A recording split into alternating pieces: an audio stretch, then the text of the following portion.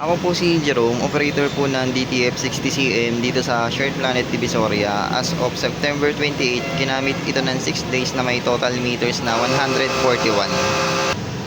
Ito po ang printer head. Ang huling palit po ng colored ay noong May at yung white naman po ay nitong August lang.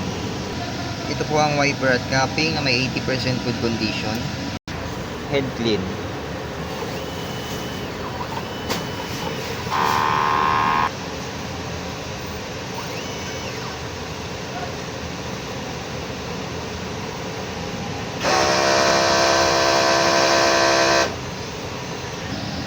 Punasan po ang wiper after head clean.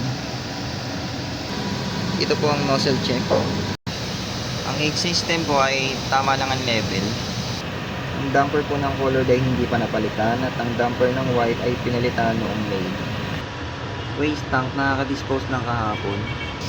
Ito po ang ADR at wala po kami ground wire. Ito po yung stocks ko ng mga inks. Kompleto naman po. DTF powder. Ayun yung si ink. DTF film. Production log.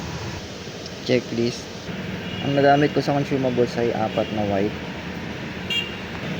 2 DTF powder, 1 DTF film, at 1 cleaning solution. Yun lang po. Thank you.